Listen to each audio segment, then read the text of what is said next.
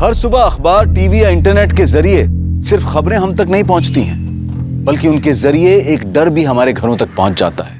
डर कि इस बार किस मासूम बच्ची, लड़की या औरत को किसी हैवान की हवस का शिकार बनना पड़ेगा। लड़कियों के साथ रेप और रेप के बाद उनकी दर्दनाक हत्या एक महामारी की तरह हमारे समाज में फैलती जा रही है, और कोई नहीं जानता कि इस महामारी का अगला शिकार कौन सी मासूम लड़की बनेगी। क्या लड़कियों को बंदिशों में रखकर हम इस खूनी खेल को खत्म कर पाएंगे, या फिर इस महामारी का इलाज कुछ और ही है? बाय।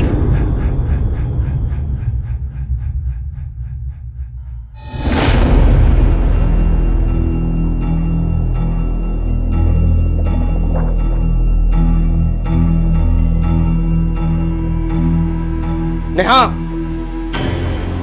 हो बाबा। तू क्या उसके साथ घूमती रहती है? मैंने मना किया है ना। इसकी जो ये दोस्त है ना, ये मुझे जरा भी पसंद नहीं है। कैसे छोटे छोटे कपड़े पहनती है, क्या संस्कार दिया है उसे घर वालों ने? अहो काहे तुम्हें पढ़ है नहीं, और बाप टूर करते रहता है। अरे उसे क्या पता उसकी बेटी क्या क्या गुल खिलाती है। बाबा वो अच्छी है। बहुत अच्छी है, तू उससे दूर रहे। जब लड़की ऐसे छोटे छोटे कपड़े पहनती है ना, तभी मर्दों का मन खराब होता है। बेटा, जब दुनिया खराब हो ना, तब खुद को संभल कर रहना पड़ता है। बस उससे दूर रहे, समझी? अरे छोड़ ना यार, तेरे बाबा तो ऐसे ही बोलते रहते हैं। देख मयूरी, बाबा से झूठ बोलना मुझे बिल्कुल अच्छा नहीं लगता। देख, माँ बाप का काम होता है बोलना, और बच्चों का काम क्या होता है? एक कान से सुनना और दूसरे कान से निकालना। तुझे बड़ा पता है, तेरे पापा तो ज्यादा साथ रहते हैं नहीं, इसलिए इतना चहक रही है। ये बात तूने एकदम सही की। मतलब मैं इतनी खुश हूं ना, पापा महीनों महीनों टूर पे रहते हैं, मुश्किल से 15 दिन में एक बार फोन पे बात होती है। कोई टेंशन ही नहीं है लाइफ में यार। अच्छा सुन, अब तू भी टेंशन लेना छोड़, और एक काम कर, पोस्ट कर मेरी, तेरी फोटो खींचती हूँ। नहीं, मुझे नहीं खिंचवानी कोई फोटो। अरे कर ना। नहीं नहीं नहीं मयूरी। अरे इधर देख, ऐसे पाउट कर, पाउट।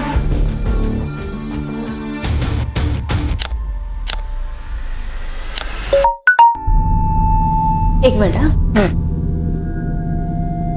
अच्छा चल मैं आती हूँ।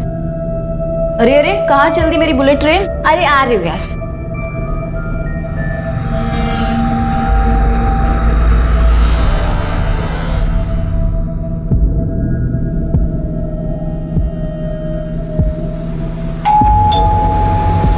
अरे यार हूँ यार, 1 मिनट रुको। अरे नेहा कम।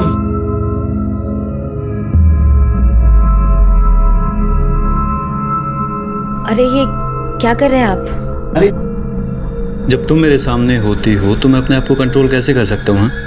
आप जानते हो ना मैं आपसे कितना प्यार करती हूँ। अब जब प्यार करती है तो फिर प्यार करने देना।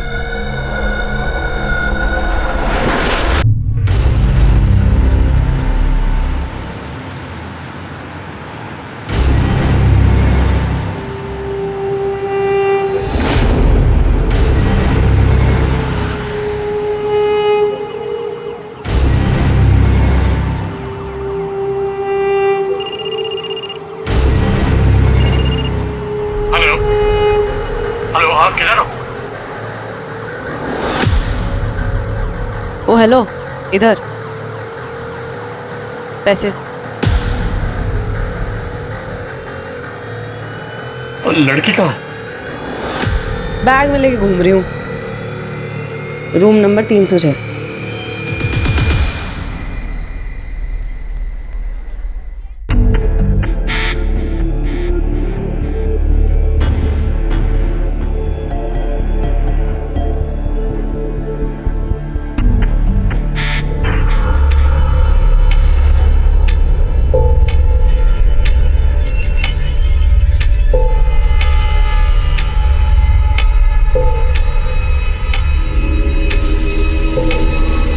अरे कोई है?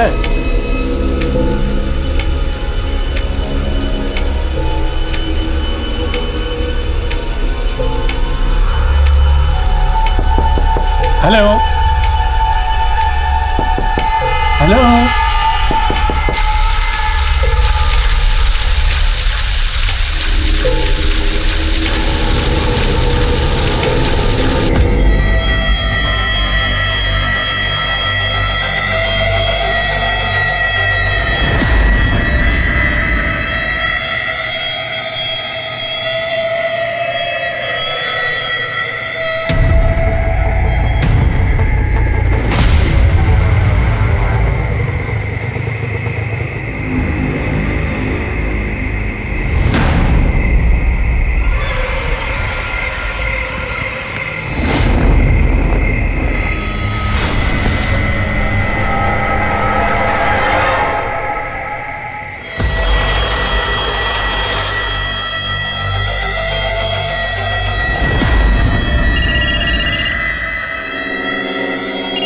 ये देख।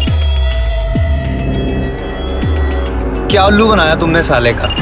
अबे उल्लू तो इसे भगवान ने बना के भेजा है, मैंने तो सिर्फ इसके उल्लू होने का फायदा उठाया है। बीवी को बच्चे के साथ घर में छोड़ के आते हैं और बाहर बेबी करते घूमते हैं। इनके साथ तो यही करना चाहिए।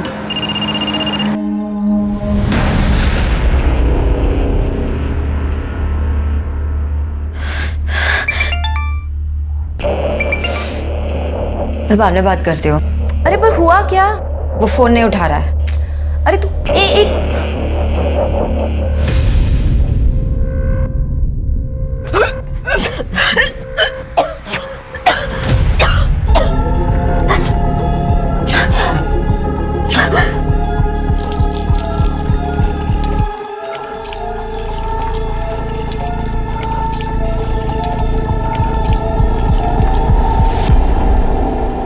माता पिता अपने बच्चों को अच्छी परवरिश, अच्छे संस्कार देने की पूरी कोशिश करते हैं, लेकिन कई बार वो बच्चों को अनुशासन के नाम पर इतना बांध देते हैं कि बच्चों के पास उस बंधन को तोड़ने के अलावा और कोई रास्ता नहीं बचता। बच्चे उस बंधन से मुक्त होकर खुली हवा में सांस लेने के लिए जोर लगाते हैं, और जब इंसान अपनों से दूर होता जाता है तभी वो मुसीबत के करीब आ जाता है।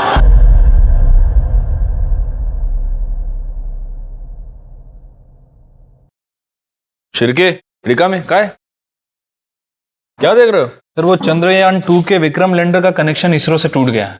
ओह, कोई बात नहीं। अरे हम हिंदुस्तानी लोग हैं, टूटे हुए कनेक्शन जोड़ लेते हैं, अगली बार मिशन सक्सेसफुल हो जाएगा। काय रिका में? इंस्पेक्टर साहब, हमें बड़े साहब से मिलना है। सर, हमारी बेटी नेहा पता नहीं कहाँ चली गई है। वो सुबह ही निकल गई थी कॉलेज के लिए, अभी तक वापस नहीं आई। हो सकता है वो अपने किसी दोस्त के साथ हो। नहीं साहब, मैंने उसकी सारी सहेलियों को फोन किया है। आने दो उसे, उसकी खबर लेता हूँ। वो पूजा के साथ भी नहीं है, हो सकता है मयूरी के साथ हो। मैं उसे फोन करके देखती हूँ। मयूरी के साथ ही होगी, कितनी बार मना किया है उसे। नहीं आंटी, नेहा तो आज कॉलेज ही नहीं आई। सर, उसका फोन भी बंद है। शिरके एक काम करो, इसकी लास्ट कॉल ट्रेस करो और कॉलेज और घर के बीच जितने भी पुलिस स्टेशंस और हॉस्पिटल्स हैं वहां पता करो। हो सकता है कोई एक्सीडेंट हो गया। साहब, मेरी बेटी को ढूंढ दीजिए, रात हो गई है, उसे अंधेरे से बहुत डर लगता है। Room number 306। पैसे भी मिल जाएंगे। एक बार जरा चीज तो देख लूं। बॉस, जो लड़की आपने मेल में फाइनल की थी ना, वो लड़की आपका कमरे में वेट कर रही है। अब ना तो मैं आपकी बहन हूँ और ना आपकी साली, जो आपका हाथ पकड़ के आपको लड़की के कमरे तक लेकर जाऊं। तू मेरा हाथ पकड़ के नहीं लेके जाएगी, लेकिन मैं तेरा हाथ पकड़ के लेके जाऊंगा। क्या कर रहे हो? ये क्या कर रहे हो? हाथ छोड़ो मेरा, छोड़ो मेरा। ये क्या तमाशा लगा रखा है? चुप, लड़की के साथ आप ही चला, पता कहाँ है? अरे ऊपर आ, बहुत भारी पड़ेगा, गलत काम खुद कर। अरे चुप, पता कहाँ है लड़की है? पता कहाँ है? उल्लू बनाती लोगों को है। देखो सर, मैं कोई उल्लू नहीं बना रही थी। अरे साहब, बहुत चालू लड़की है। अभी पिछले हफ्ते इसने मेरे साले को चूना लगा दिया। कैसा सगा है रे तू? तेरा खुद का साला घर में बीवी छोड़ के बाहर मुंह मारता फिर रहा है और तू उसके लिए फैंटम बन रहा है। शर्म नहीं आती तुझे? पुलिस स्टेशन में बकवास नहीं। देखो सर, मैंने कुछ गलत नहीं किया है, और अगर किया है ना तो सिर्फ समाज सेवा। समाज सेवा नहीं, फ्रॉड किया है तुमने पैसे लिए उससे। लेकिन सबूत कहाँ है? इसके पैसे तो इसकी जेब में पड़े हैं, और ले भी लिए होते ना तो मैं तो कोर्ट में मुकर जाती। कैश में बिजनेस नहीं करना चाहिए किसी के साथ। तुम सिखा रही हो मैं कानून। देखो मैडम, अगर कानून सिखाना होता ना तो सबसे पहले ये कहती कि एक लड़की को आप इतनी रात को पुलिस स्टेशन में नहीं रख सकते। सुन, साहब ने वार्निंग देके छोड़ा है तुझे, आइंदा कुछ गलत काम मत करना। मैं गलत नहीं कर रही होती, मैं समाज सेवा कर रही हूँ। Sorry sorry. हाँ सुन, इनकी बच्ची को कुछ हुआ है क्या? तुझे क्या करना है? ऐसे क्या बोल रही है? माँ बाप है, माँ बाप सबके बराबर होता है। चल निकल। हाँ जा रही हूँ। निकल। सर, नेहा के फोन लोकेशन के हिसाब से उसका फोन उसके कॉलेज के एरिया में ही बंद हो गया। इसका मतलब वो कॉलेज गई थी और वहां से ही गायब हुई है। एक काम करो, कॉलेज एरिया के आसपास जितने भी सीसीटीवी कैमरास हैं उन सबकी फुटेज निकलवाओ।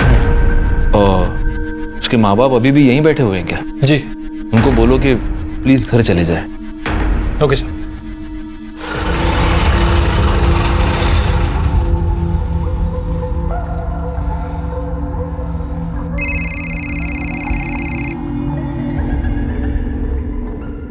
कार्तिक फोन ही नहीं उठा रहा।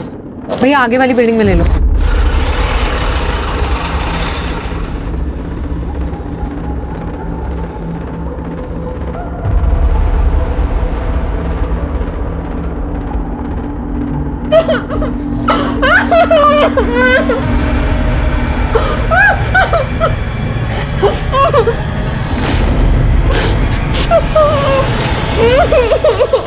खबरदार जो तूने से दोबारा हाथ भी लगाया तो। नहीं मैं ये नहीं करूंगी। अरे कुछ नहीं होगा, बोल रहा हूँ ना। हाँ तुझे कुछ नहीं होगा, फंसूंगी तो मैं ना। नहीं मैं नहीं करूंगी। प्लीज मेरे लिए, प्लीज। प्यार करती हूँ तुझसे, इसलिए सही गलत सब कर लेती हूँ, लेकिन धोखा मत दियो तो मुझे। क्या कर सकती हूँ, देख रही है ना तू। प्यार किया है कभी किसी से? किया होता तो समझती।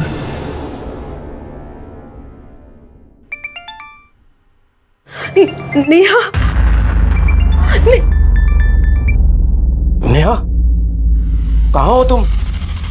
तू ठीक तो है ना? हाँ नेहा बिल्कुल ठीक है, और जब आप मेरी बात मानेंगे तो आगे भी ठीक ही रहेगी। कौन कौन बोल रहा है? अरे अंकल, मेरा इंट्रो लेके क्या करोगे? 30 लाख चाहिए मुझे। 30 लाख मेरे, बेटी आपकी। कौन है? कल दोपहर 2 बजे घोड़बंदर रोड पे।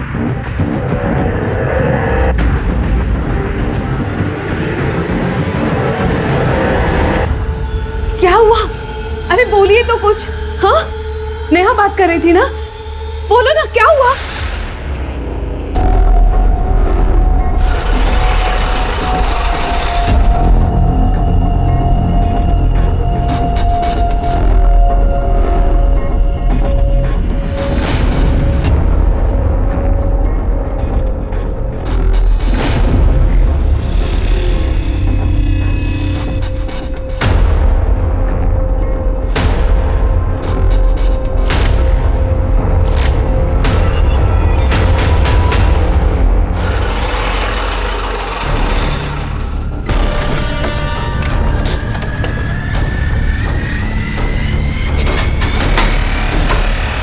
क्या हुआ?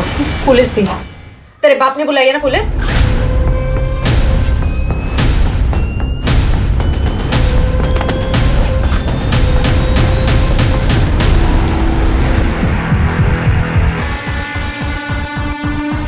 आपने देखा ये सब? जी मैम। आपका नाम क्या है? राधे श्याम। राधे श्याम, आप क्या कर रहे थे उस वक्त यहाँ पे? मैडम, हम लोग यहाँ से गुजर रहे थे तो यहाँ देखा कि ये बैग पड़ा हुआ है। पास आके देखा तो इसमें खून लगा था, इसलिए पुलिस को फोन किया। लगता है काफी दिन तक बंद रखा गया था इसे। मेरा बैग भी काफी पुराना है, मुझे नहीं लगता कुछ पता चलेगा इससे।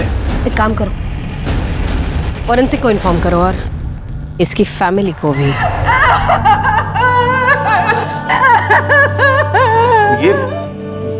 ये मेरी बेटी नहीं है।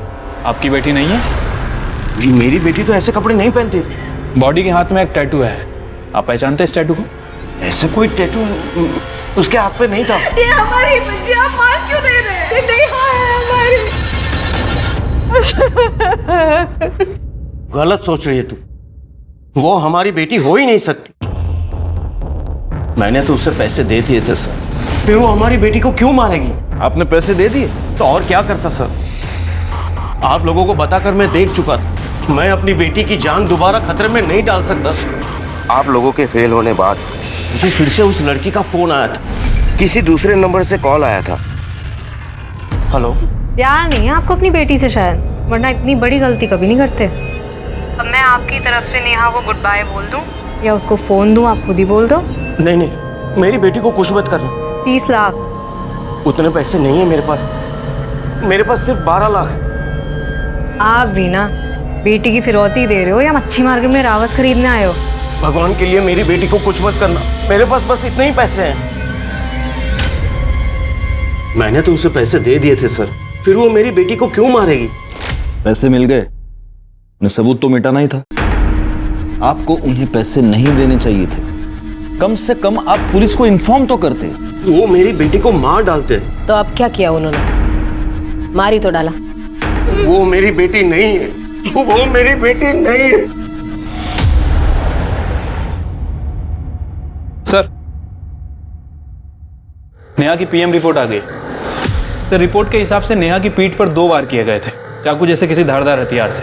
मरने के लगभग 24 घंटे पहले उसके साथ रेप भी किया गया। खून का टाइम क्या? मैम, दोपहर 3 बजे से 6 बजे के बीच। रिपोर्ट में एक और इम्पोर्टेंट बात है, नेहा प्रेग्नेंट थी, मां बनने वाली थी।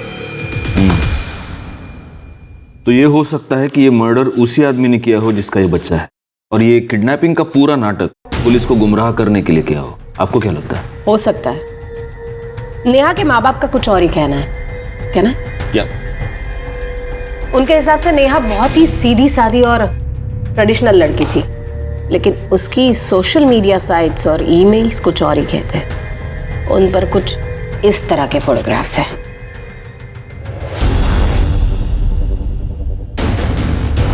और नेहा डेटिंग साइट पर भी थी। एक लड़के से उसकी खास बातचीत होती थी, कार्तिक, जिसका आईपी एड्रेस निकलवाया गया है। एक बात बताओ शिरके, नेहा के मर्डर के बाद उसके लास्ट कॉल डिटेल्स और फोन लोकेशन के बारे में कुछ पता चला? अभी तक तो नहीं सर, लेकिन किडनैपर की लोकेशन मिल गई है जहां से उसने सुनील को फोन किया था। किडनैपर के लोकेशन के अकॉर्डिंग नेहा के फोन की लोकेशन और कार्तिक के फोन की लोकेशन दोनों सेम है। तो क्या कार्तिक ही किडनैपर है? क्या मुंबई वाकई महिलाओं के लिए सबसे सुरक्षित शहर है? ये सवाल अचानक उठ खड़ा हुआ जब साल 2019 में मुंबई में महिलाओं के साथ अपराध के ऐसे ही घिनौने केसेस ने शहर को हिला दिया था। पुलिस पर केस सॉल्व करने का प्रेशर था, पर यह केस इस कदर उलझा हुआ था कि पुलिस भी हैरान थी।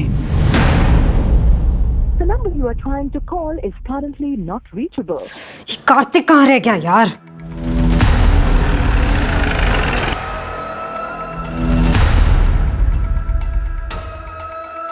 एक्सक्यूज मी, ये कार्तिक यहीं रहता है ना?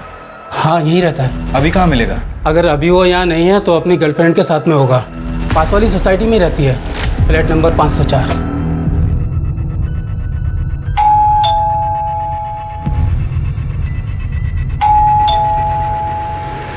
निम्पी? हाँ जी।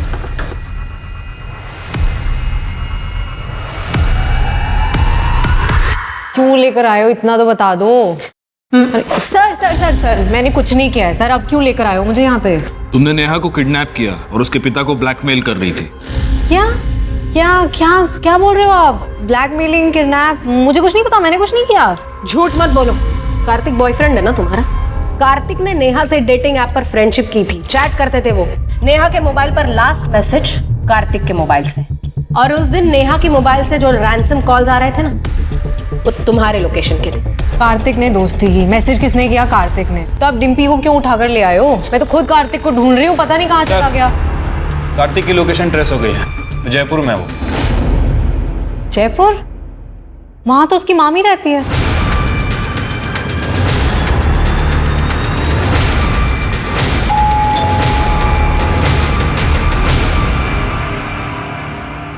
कार्तिक जी?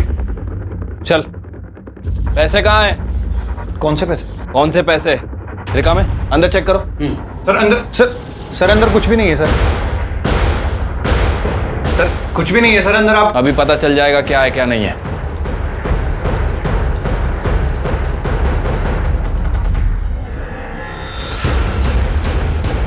सर, ये बैग मिला अंदर, उसमें काफी सारा पैसा है। क्या ये? सर ये मेरे नहीं है सर। तेरे नहीं है? ले चलो इसे। ये मेरा नहीं है सर। सर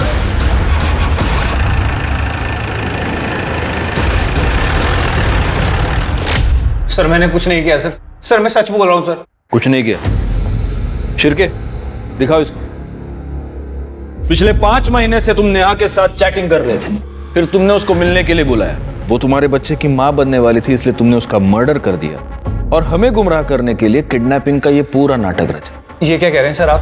सर ऐसा कुछ भी नहीं हुआ। गुप्ता मैडम, ये ऐसे नहीं मानेगा।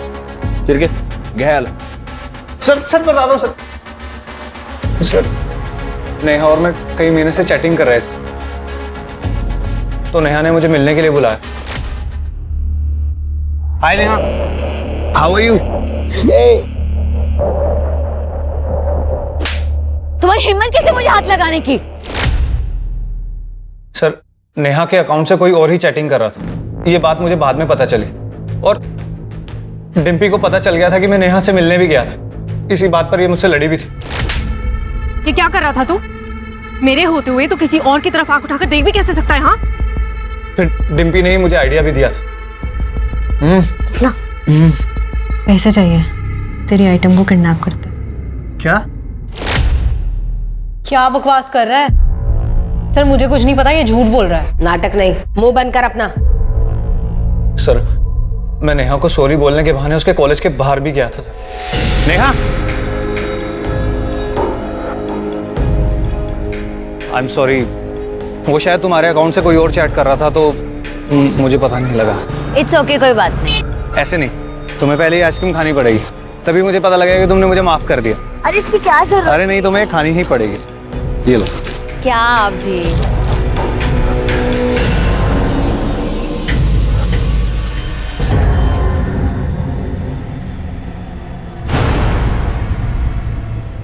नेहा, नेहा क्या हुआ तुम्हें? नेहा, संभालो अपने आप को, ठीक हो तुम? इधर आओ, चलो चलो इधर, ध्यान से संभालो अपने आप को। झूठ बोल रहा है ये सर। उस दिन आप लोगों ने मुझे अरेस्ट किया था, मैंने कुछ गलत नहीं किया, और अगर किया है ना तो सिर्फ समाज सेवा। और जब मैं वापस गई हूं ना तो ये नेहा के साथ रेप करने की कोशिश कर रहा था। छोड़ इसे। और सर इसी के कहने पे मैंने नेहा के बाबा को फोन किया था, लेकिन फिर दूसरे दिन इसने नेहा के साथ रेप किया। सर मैंने तो वीडियो भी बनाई, आप चाहिए तो आप देख लो। सर ये झूठ बोल रही है सर। सर इसके कहने पे मैंने उसका रेप किया था सर। मैडम के पिताजी सिर्फ 12 लाख दे सकते हैं, नुकसान तो पूरा करना पड़ेगा ना। तुझे बंदी चाहिए थी ना, जायश कर। कैसी बात कर रहा है ये? सर मैं एक लड़की होकर किसी दूसरी लड़की का रेप करवाऊंगी क्या? ऊपर से ये बॉयफ्रेंड है मेरा। मेरा दिल जलता था, इसलिए जब ये पैसे लेने के लिए गया तब मैंने नेहा को भगा दिया। जा, और सुन, तेरा फोन जा। कितना भड़का था ये मेरे ऊपर सर। तूने उसे भगा दिया? अरे तू पागल हो गई है क्या यार? मैंने उसके साथ रेप किया था, मैं मारा जाऊंगा। और फिर सर पैसे मिलते ही इसने नेहा को मार दिया। सर मैंने सच में कुछ नहीं किया, ये झूठ बोल रही है सर। सर मैंने तो इसे कहा था तू मेरे पैसे भी ले ले और उस लड़की को खत्म कर दे। और मुझे जैसे ही पैसे मिले मैं अपनी मामी के घर चला गया। वो खून इसी ने किया सर, इसी ने खून किया था। झूठ बोल रहा है, मेरा इस चीज से कोई लेना देना नहीं है सर। इसने वादा किया था कि ये मुझे पैसे देगा, लेकिन इसने पैसे नहीं दिए तो मैं अपना बिजनेस करने चली गई। आपको चाहिए तो आप उस क्लाइंट से पूछ लो जिसको मैंने उस रात चूना लगाया था। तुम दोनों कहानियां बहुत अच्छी सुनाते, अब इल्जाम एक दूसरे के सर पे डाल रहे हो। हाँ गुप्ता मैडम, जब तक ये दोनों सच ना बोले दोनों को अंदर लेके फोड़ते रहो। सर पहली नजर में ये केस बिल्कुल ही ओपन एंड शट केस लग रहा था। डिम्पी और कार्तिक ने पैसों के लिए, कार्तिक ने उसका बलात्कार किया और फिर पैसे मिल जाने के बाद दोनों ने मिलकर, या फिर सिर्फ कार्तिक ने नेहा की जान ले ली। डिम्पी ने जिस क्लाइंट की ठगी की बात की, पुलिस ने जब उससे पूछताछ की तो वो बिल्कुल ही मुकर गया और बोला कि हत्या वाली रात वो डिम्पी से मिला ही नहीं था। पुलिस को पक्के तौर पर लग रहा था कि डिम्पी झूठ बोल रही है। पुलिस के पास 2 प्राइम सस्पेक्ट थे और उन्हें पूरा भरोसा था कि उन दोनों में से एक ही नेहा का खूनी है। लेकिन नेहा की कहानी खुलने के साथ अभी कुछ ऐसी परतें खुलनी बाकी थीं जिससे ये केस पूरी तरह से उलझने वाला था। नेहा ने उस दिन फोन किया था मुझे। हेलो मयूरी, मुझे बहुत डर लग रहा है, मैं अपने घर के बाहर हूँ, घर के अंदर जाने की बिल्कुल हिम्मत नहीं हो रही है। पापा मुझे जान से मार देंगे, तो प्लीज मेरे पास आ जा अभी।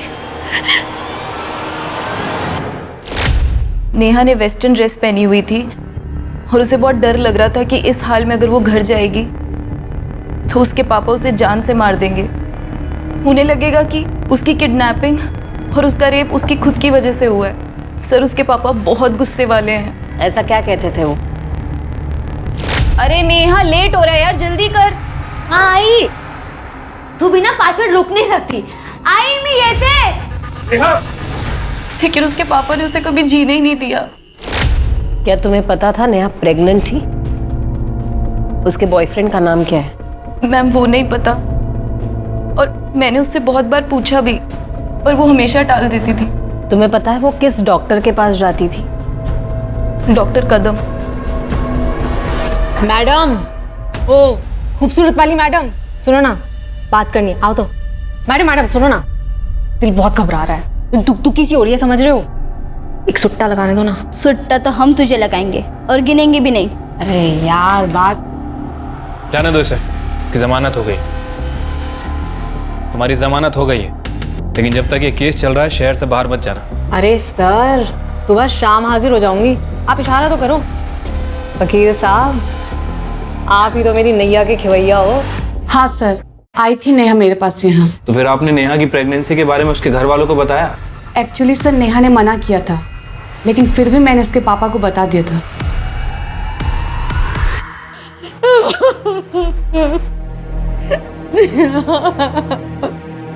नहीं, मैं वहां नहीं बैठूंगा।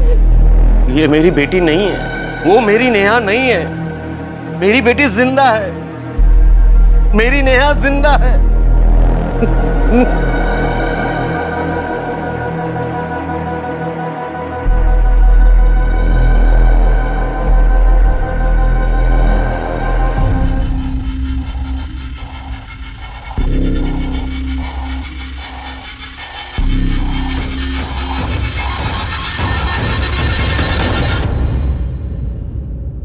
तो आपको ये यकीन है कि वो आपकी बेटी नेहा नहीं है?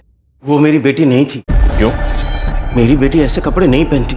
फिर तो आपको ये भी पता नहीं होगा कि वो प्रेग्नेंट थी। नहीं, वो मेरी बेटी नहीं थी। मेरी बेटी ऐसी नीच हरकत नहीं कर सकती थी। वो आपकी बेटी ही थी, और ये बात आप भी जानते थे। आप ये जानते थे कि उसके हाथ पर टैटू है, आप ये भी जानते थे कि वो प्रेग्नेंट है, और आपके हिसाब से उसका प्रेग्नेंट होना एक नीच हरकत थी, और इस नीच हरकत के लिए आपने अपनी ही बेटी का मर्डर कर दिया। ये आप क्या कह रहे हैं? सच, और इस सच का सबूत भी है हमारे पास। आप खुद मानेंगे, आपसे मनवाया जाए। हाँ, मुझे पता था, लेकिन मैं क्या करता? मेरा मन तो अभी भी मानने के लिए तैयार नहीं है कि मेरी बेटी ऐसा कुछ कर सकती है। वो आपकी बेटी ही थी। मयूरी के कहने पर और उसकी कॉल लोकेशन से ये पता चलता है कि नेहा उस रात घर से बाहर थी। हो सकता है वो घर पर आई हो, आपको गुस्सा आया हो, और गुस्से में आपने उसे मार दिया।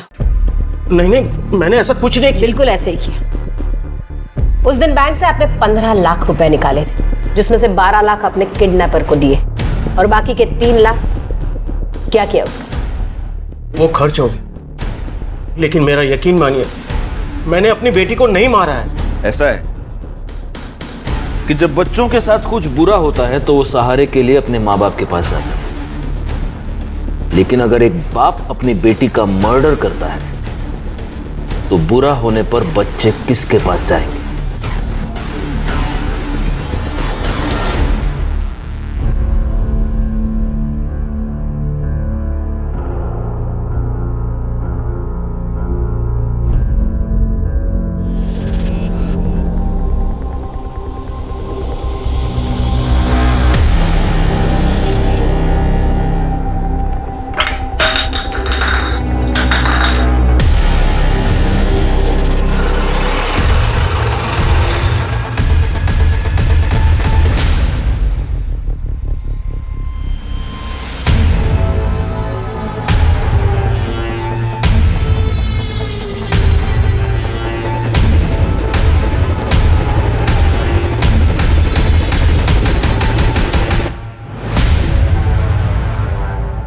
ये देखिए सर, आदमियों को लूटते लूटते ये तो एटीएम लूटने चली गई।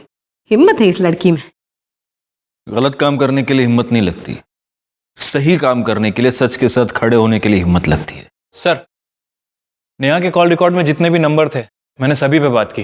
नेहा ज़्यादातर लोगों से नॉर्मली बात करती थी, लेकिन सर उसके फ़ोन रिकॉर्ड में एक ऐसा नंबर है जो 2 हफ्तों से बंद है। 2 हफ्ते पहले नेहा और उस नंबर पे बहुत ज़्यादा बातें हुई।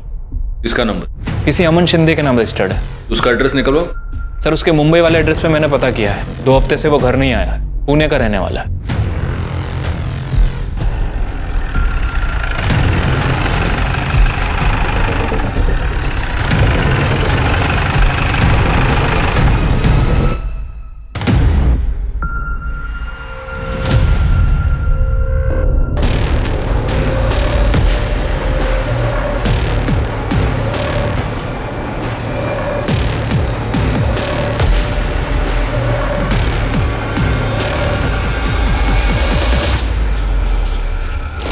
हाँ सर, ये सच है कि मैं नेहा से प्यार करता हूँ।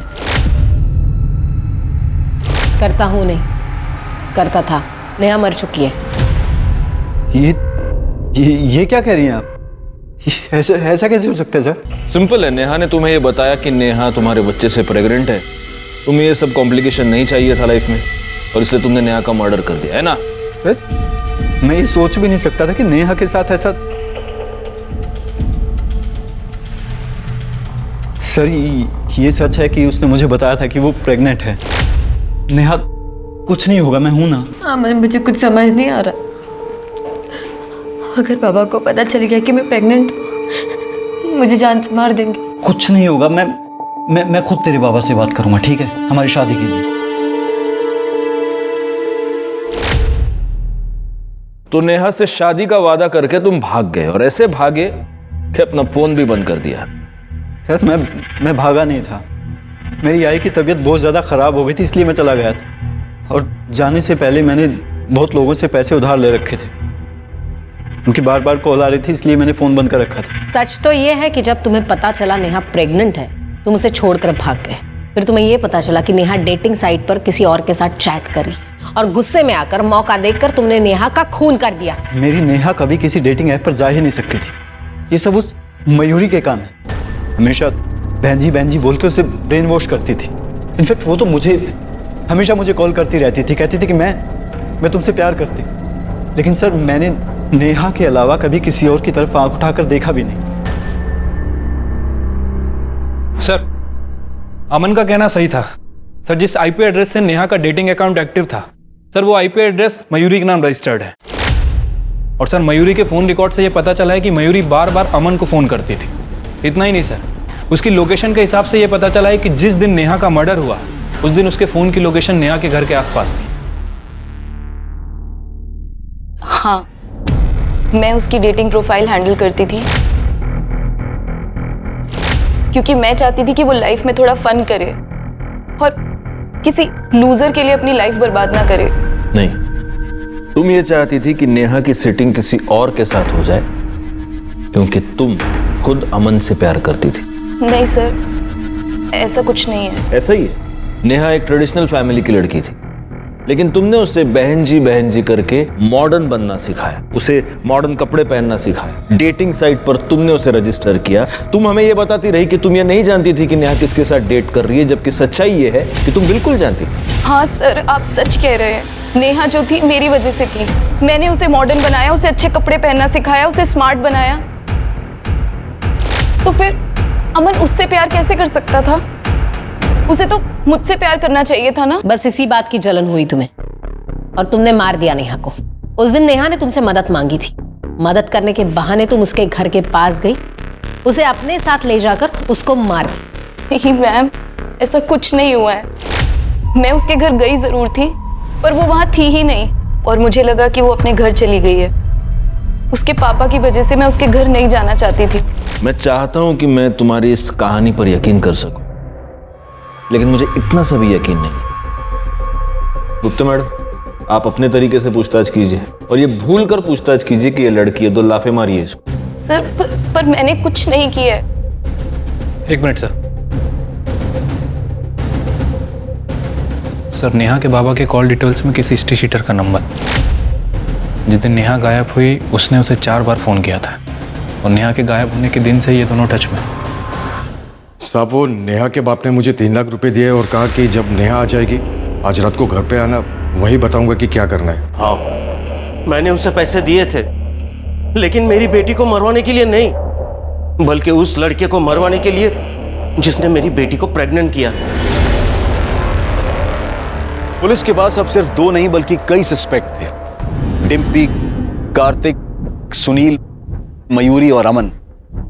लेकिन इनमें से असली मुजरिम कौन था यह पता नहीं लगाया जा सका था। इन सब के पास हत्या करने का मोटिव था, लेकिन पुलिस के पास इस बात को साबित करने के लिए कोई सबूत नहीं थे। लेकिन अभी इस केस में कुछ ऐसे मोड़ आने बाकी थे जिसकी वजह से इस केस की गिनती साल 2019 के ऐसे चुनिंदा केसेस में की जाती है जिसने अपराधी का एक अलग ही चेहरा दुनिया को दिखाया।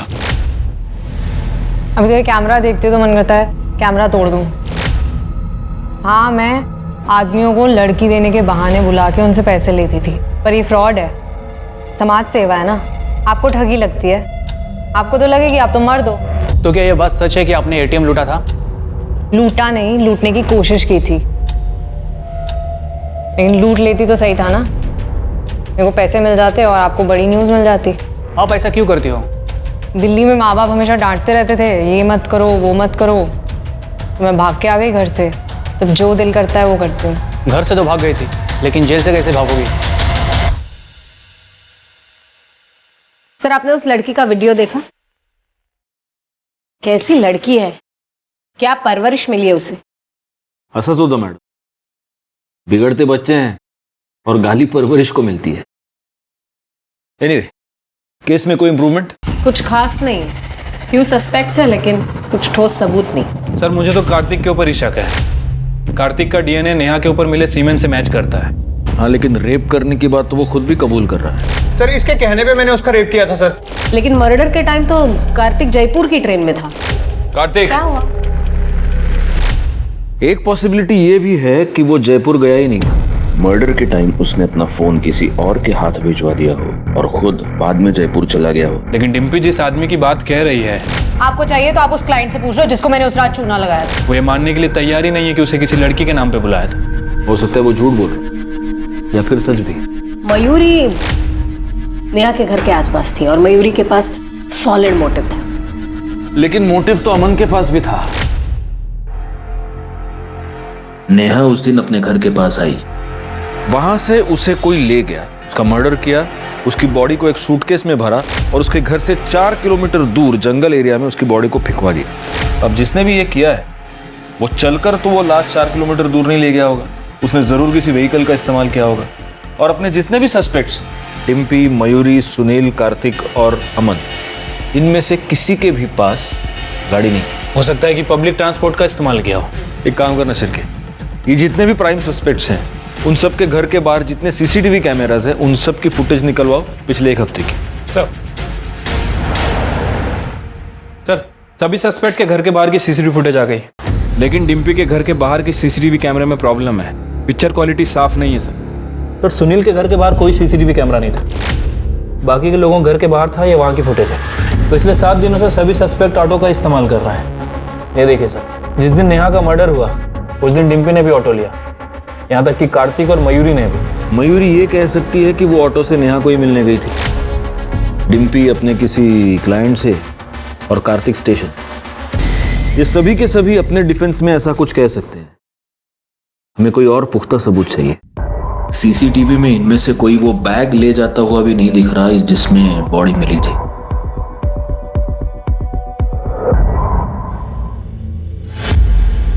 एक हफ्ता एक ही ऑटो। तू गया था उस दिन वहां? हाँ मैडम। कौन था तुम्हारी ऑटो में? तुम्हें वो ऑटो वाला याद है जिसे तुमने मंथली किराया देकर रखा? तुम जहां भी जाती हो उसी की ऑटो से जाती हो। लड़कियां सप्लाई करने के नाम पर जब तुम लोगों को उल्लू बनाती हो तभी भी वही ऑटो यूज करती हो। जब तुम एटीएम लूटने जाती हो तभी भी वही ऑटो यूज करती हो। और नेहा के मर्डर के बाद जब तुमने उसकी बॉडी को ठिकाने लगाया तब भी तुमने वही ऑटो यूज किया। तुम्हें यहां बुलाने से पहले उस ऑटो वाले को बहुत तोड़ा और उसने सब कुछ बोल दिया, तो अब तुम भी बोल दो। वैसे भी बड़बड़ करने का बहुत शौक है। मैं नेहा को मारना नहीं चाहती थी, वो तो कार्तिक डर गया था। वो बोल रहा था कि पुलिस उसे कुत्ते की तरह मारेगी। उसने मुझे ऑफर भी किया कि उसके हिस्से के 6.5 लाख मैं रख लूं, लेकिन नेहा को रास्ते से हटा दूं। और डिम्पी का सिर्फ एक भगवान है, पैसा। मुझे नेहा को किसी भी कीमत पर मारना था। नेहा की किस्मत खराब थी कि मुझे घर के बाहर ही मिल गई। ओए, यहाँ क्यों खड़ी है? फिर से किडनैप होने का इरादा है क्या? नहीं, मैं इन कपड़ों में घर नहीं जा सकती। किस्मत अच्छी है आज तेरी। शूटिंग के कपड़े रखे हैं मेरे, जा उसमें से उठा ले।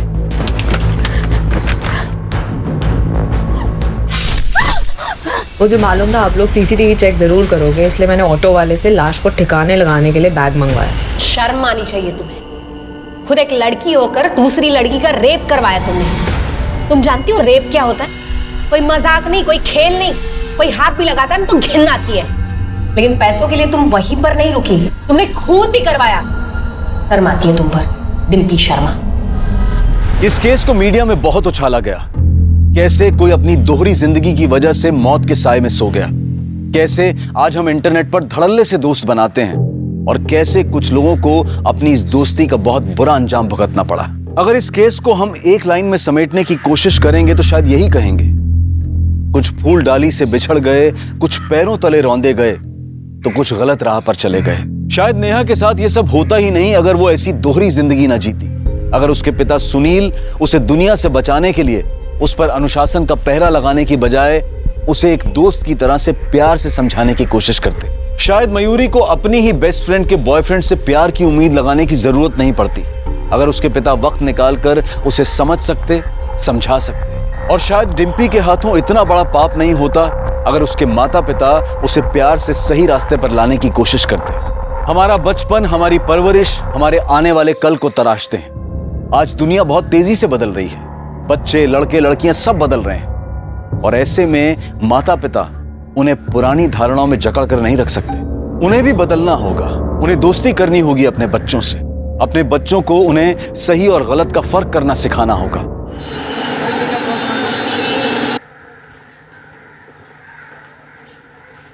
सर, ये लोग आपसे मिलना चाहते हैं।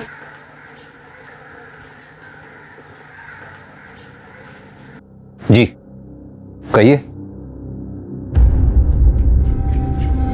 सर हमारे साथ रेप हुआ है। व्हाट?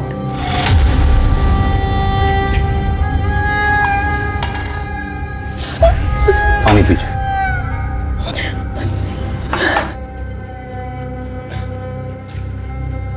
अब आराम से हिम्मत रखिए, बताइए क्या क्या हुआ।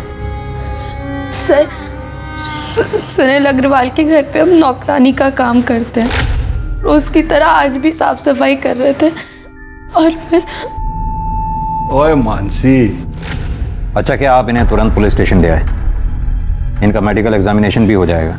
शर्मा मैडम, इन्हें हॉस्पिटल ले जाके इनका मेडिकल एग्जामिनेशन करवाइए। जी सर। पांडे सर, इनकी FIR लिख लो। और ये सुनील अग्रवाल, इसे जरा थाने बुलाओ।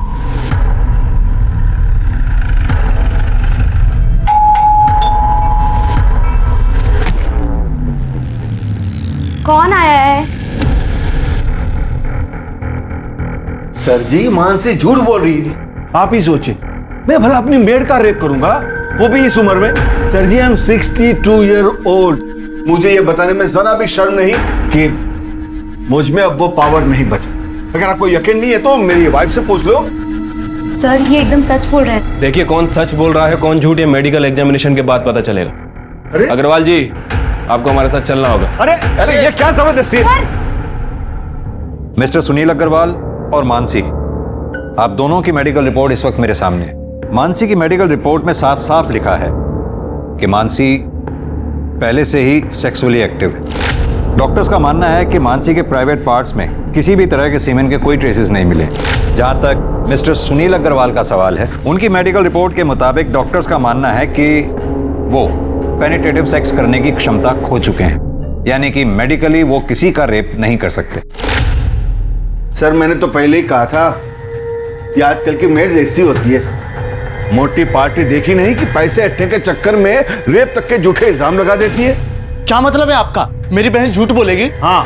मेरे पति कभी किसी का रेप नहीं कर सकते, और ये इसे तो वो बेटी की तरह मानते हैं। झूठ बोल रहे हैं ये दोनों मिलके। सर, एक लड़की के लिए उसकी इज्जत से बढ़कर कुछ नहीं होता है। तुम्हारी मेडिकल रिपोर्ट में साफ साफ लिखा है कि तुम्हारा रेप हुआ ही नहीं है, बल्कि तुमने पैसे हटने के चक्कर में अपने मालिक मिस्टर सुनील अग्रवाल पर झूठा आरोप लगाया। सर, ये गलत है। ये झूठ बोल रहा है आदमी। क्या झूठ है क्या सच है अभी पता चल जाएगा। यादव, सर जरा लेकर आओ उसे। Okay sir.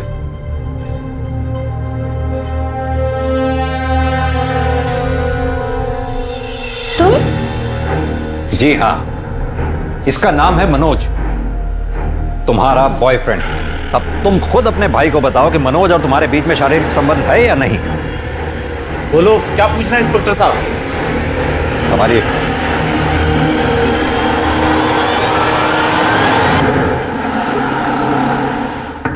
मानसी, दरवाजा खोलो। मानसी। भैया, ये सच है, हमारा मनोज के साथ रिश्ता है, पर ये भी सच है कि हमारा बलात्कार हुआ था, लेकिन आपने, पुलिस ने हमारी बात नहीं मानी, हमको ही गुनहगार बता दिया। अब हम नहीं जीना चाहते। आपकी बहन मानसी।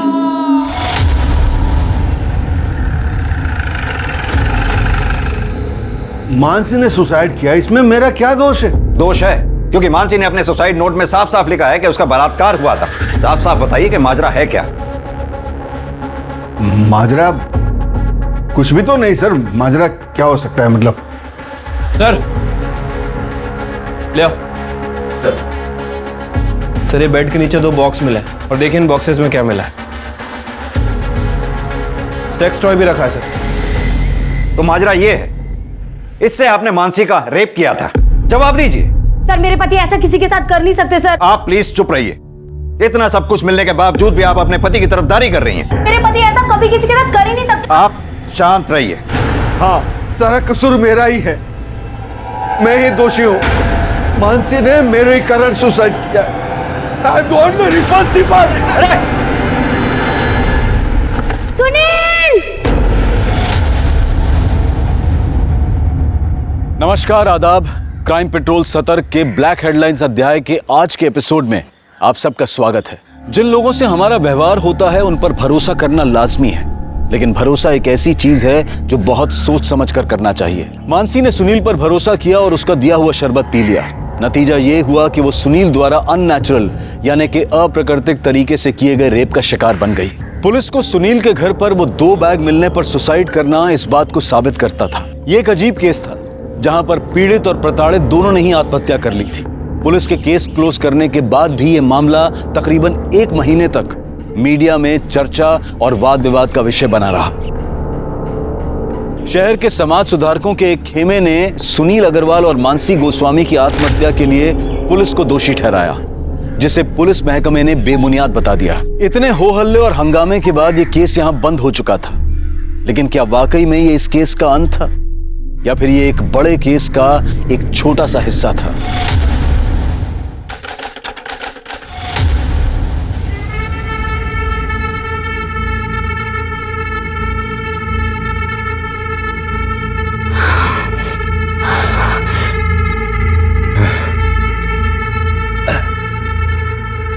मेघा, ये भूख तो तूने मिटा दी मेरी।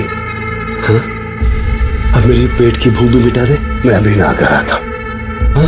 अपनी उम्र के हिसाब से आपको भूख कुछ ज्यादा नहीं लगती साहब जी? ये मेरी तो काम वाली नहीं है,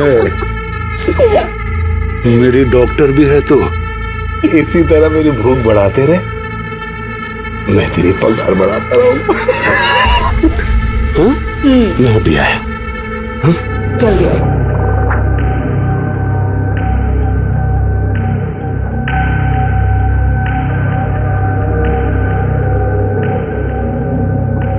वृंदा, वृंदा,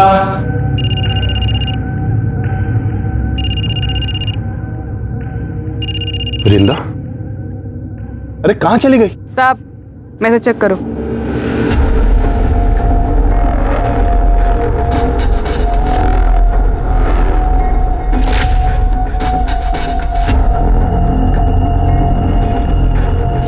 वीडियो क्यों बनाया तूने? और ये मुझे क्यों भेज रही है? तो 5 लाख, और अगर नहीं दिया ना तो तुम्हारी बिल्डिंग में वॉचमैन, धोबी, माली, हर एक फ्लैट वाले को ये वीडियो भेज दूंगी, समझा? अच्छा, तो तू 24 घंटे हैं तेरे पास, रखती हूँ।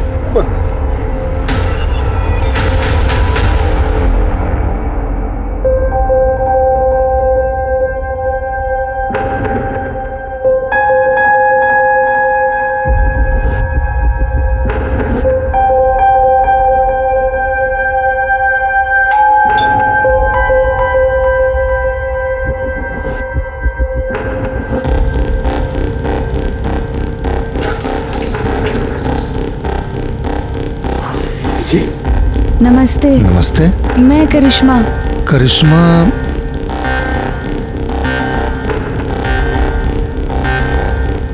ओ हाँ हाँ करिश्मा, आ जाओ आओ, अंदर आओ बेटा। अरे खुशी, वो डोमेस्टिक हेल्प आ गई है करिश्मा, आओ बैठो बैठो।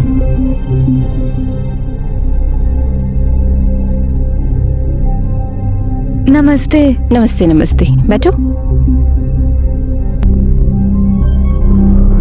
देखो काम मैंने फोन पे तुम्हें समझा दिया है, बस हम 2 लोग हैं। सर काम कब से शुरू करना है? वो हम सोच रहे थे आज से ही कर देते। वो क्या है ना, हमारी माँ हमारे रहते दूसरों के घर में काम करती है, हमको अच्छा नहीं लगता। और वैसे भी हमारे भाई की भी तबीयत ठीक नहीं रहती, उसके पास कोई नहीं होता तो वो परेशान हो जाता है। मुझसे क्या पूछ रहे हो? भले घर की लगती है, रख लो। ठीक है बेटा, तुम आज से काम शुरू कर दो। थैंक यू साहब। अरे ऐसे क्या, आओ मैं तुम्हें किचन दिखा दूं, आ जाओ।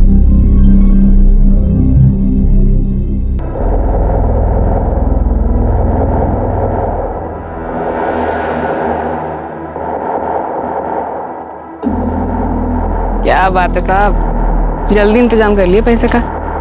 लो।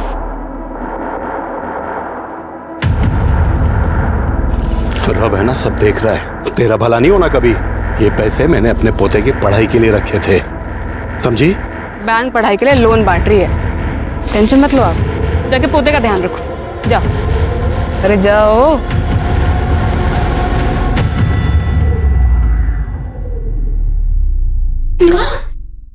क्या हुआ रे? अरे क्या बात है? हाँ?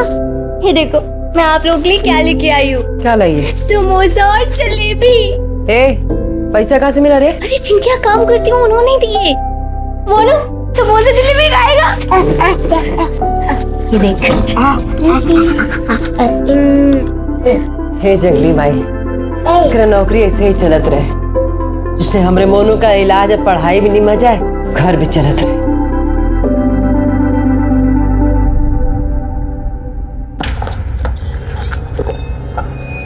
बस इतने, बाकी के पैसे का इतने ही मिले। मामा से होशियारी है, बाकी के पैसे दे रहा। इतने ही मिले मामा। मुझे पता है पैसे का। हाँ मामा इतने ही मामा। अच्छा दे रही हूँ।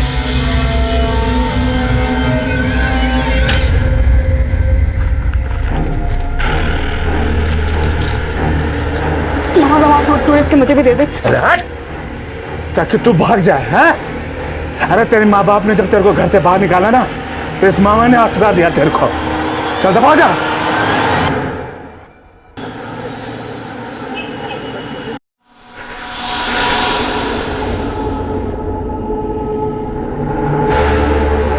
हाँ बस निकल रही हूँ मैं। आई। Okay bye. सुनो, कैसी लग रही मैं? बहुत अच्छी, हमेशा की तरह। ठीक है, मैं डॉली की किटी पार्टी में जा रही हूँ और मुझे आने में लेट हो जाएगा। हाँ बाय बाय।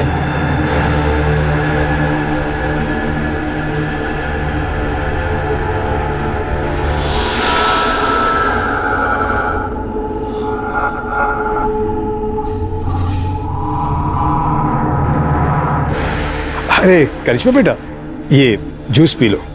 नहीं साहब। कितना काम करती हो तुम, इसके पीने से तुम्हें ताकत मिलेगी। लो बेटा लो। अरे लो, पियो। शाबाश।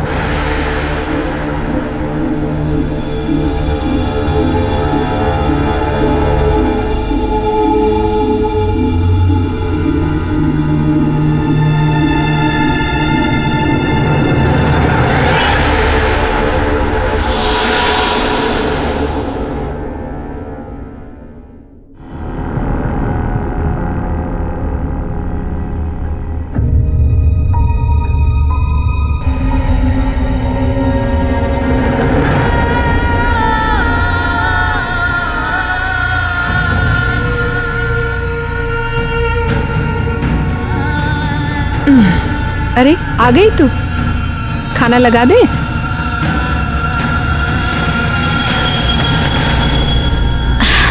करिश्मा,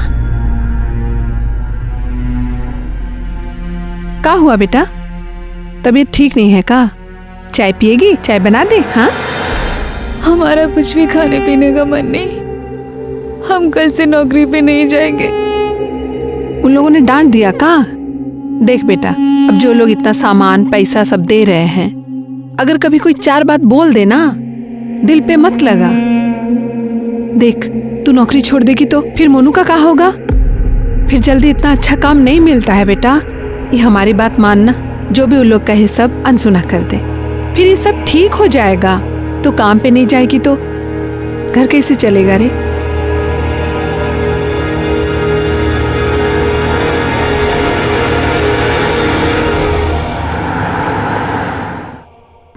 बाद में बात करती हूँ। बिल्कुल सही समय पे आई हो।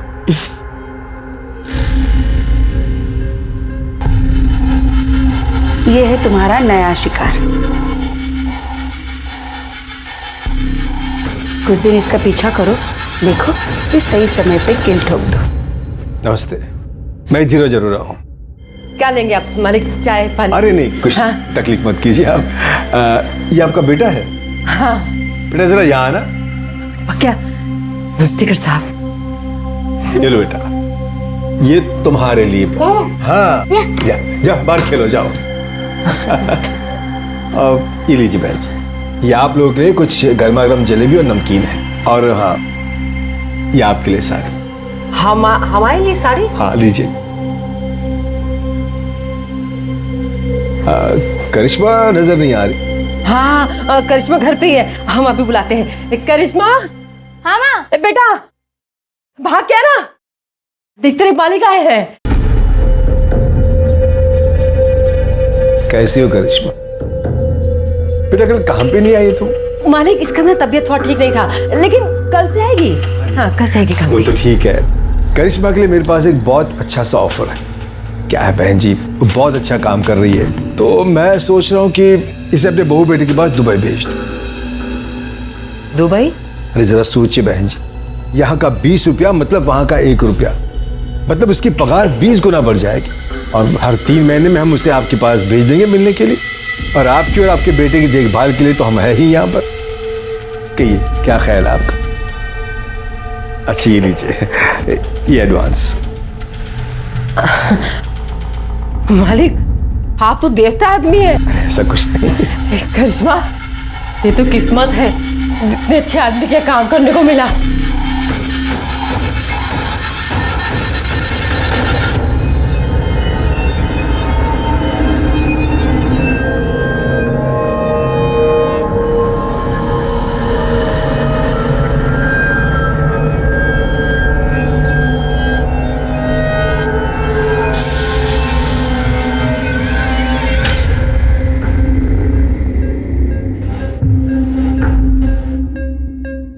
खुशी अग्रवाल जो दूसरी शादी के बाद अब खुशी अरोड़ा बन चुकी थी, उसका ये पति भी दरिंदा था। ये सिर्फ एक कोइंसिडेंस था या फिर इसके पीछे भी कोई और रहस्य था? ऐसे में करिश्मा के शोषण का सिलसिला कब खत्म हुआ? खुशी और वैशाली को करिश्मा के साथ हो रहे अत्याचार का पता चला भी या फिर नहीं?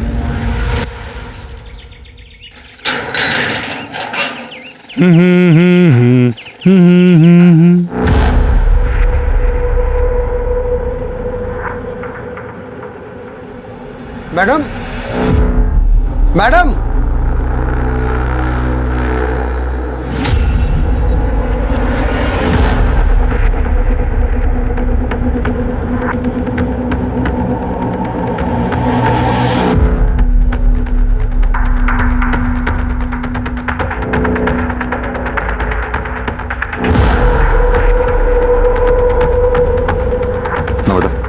चेक करो, देखो आप।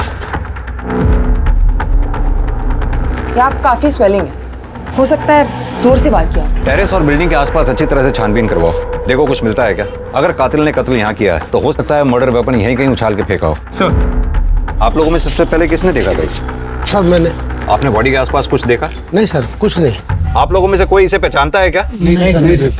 नमस्ते सर, मैं सोसाइटी का सेक्रेटरी हूँ। मैंने इन सब से बात कर लिया, मगर हम में से किसी ने इस लड़की को इस सोसाइटी में कभी नहीं देखा। एक बात बताइए, आपके सोसाइटी में सीसीटीवी काम कर रहे हैं? हाँ जी सर। हमें पिछले 2-3 दिन के सीसीटीवी फुटेज चाहिए होगी। मिल जाएंगे सर।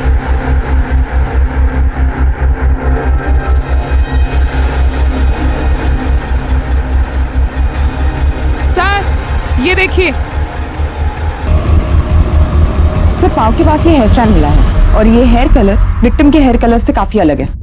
सर मैंने पूरी बॉडी चेक की लेकिन कहीं कोई निशान नहीं है और बॉडी के आसपास खून के धब्बे भी नहीं है। बाल का डीएनए विक्टिम के डीएनए से मैच करवाओ और बॉडी एक बार फिर से चेक करो, देखो कहीं कोई निशान तो नहीं। सर संदीप,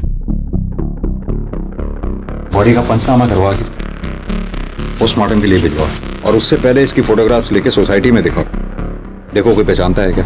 अगर यहाँ कोई ना पहचाने तो आसपास की सोसाइटीज में दिखाओ, वहां भी अगर कोई ना पहचाने तो सोशल मीडिया पे डालो उसकी फोटोग्राफ और इस एरिया के रहने वाले लोगों में विक्टिम का फोटोग्राफ सर्कुलेट करो। हमारे लिए इसके बारे में जानना बहुत जरूरी है, तभी हम कातिल तक पहुंच सकते। सर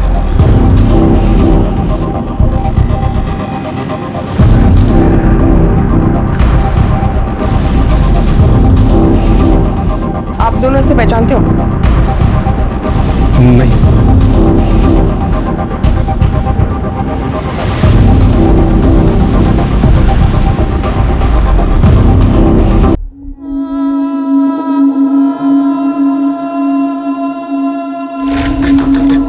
इसमें दरवाजा खोल बेटा। इसे खाना पीना छोड़ने से कोनो समस्या का हल नहीं निकलता।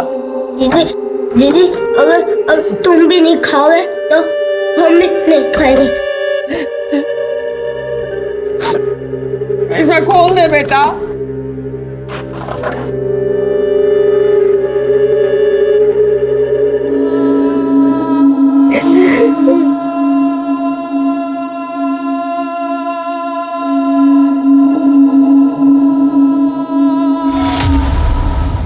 सर उस अनआइडेंटिफाइड बॉडी की पोस्टमार्टम रिपोर्ट।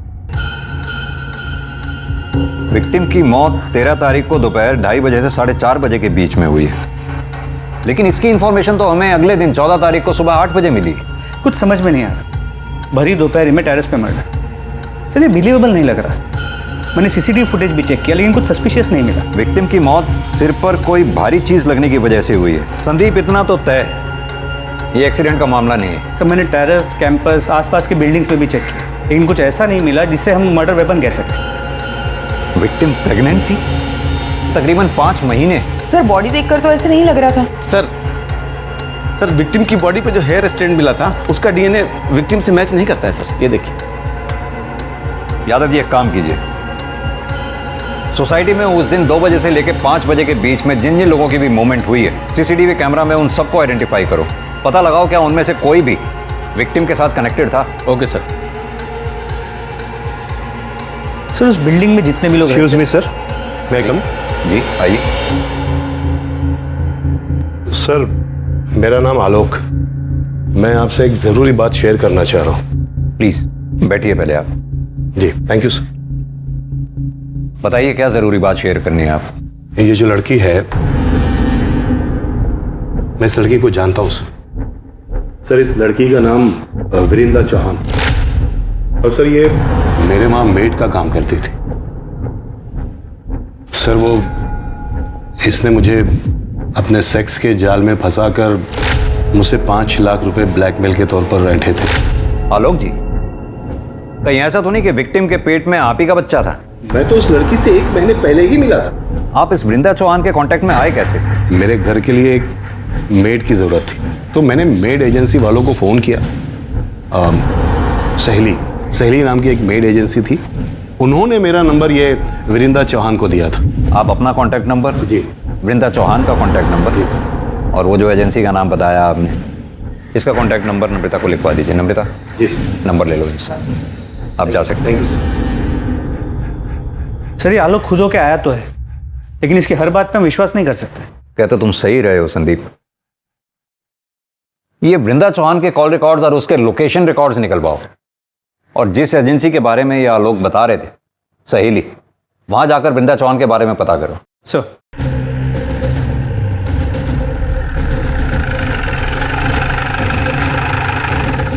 वृंदा हमारी एजेंसी के साथ 7 महीने से जुड़ी हुई। 2 महीने किसी के यहाँ काम करने के बाद एक दिन रोते रोते मेरे पास। ठीक ऑफ।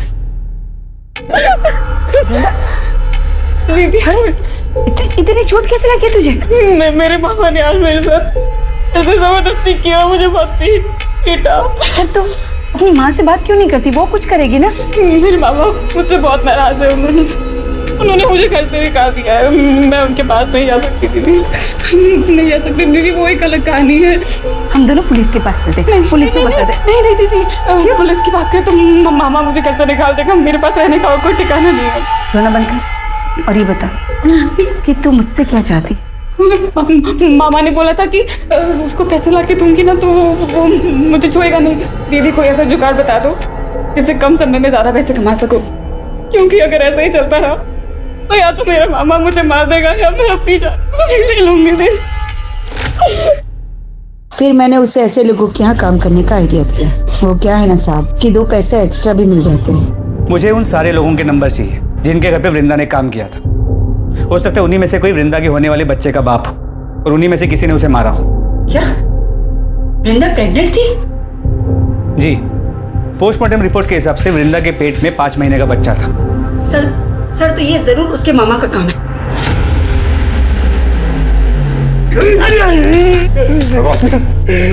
जनाब जितना मारना मार लो जनाब, मैं सच कहता हूँ मैंने विंद्रा के साथ जबरदस्ती जरूर की जनाब, लेकिन मैंने उसका खून नहीं किया। जबरदस्ती की? जनाब जैसे तू जबरदस्ती कर रहा है, इसे जबरदस्ती नहीं रेप कहते हैं। बता 13 तारीख को दिन में 2:30 बजे से लेकर 5:30 बजे तक कहाँ था? जनाब उस दिन मैं ट्रक में सामान लेके हरिद्वार गया था। आप चाहो तो सिंह कंपनी में फोन करके पूछ लो। आइए जनाब। हमें सिखाएगा तू? वो जब विंद्रा जिन बुड्ढों को चूना लगाती थी उनमें से किसी ने मारा होगा जनाब।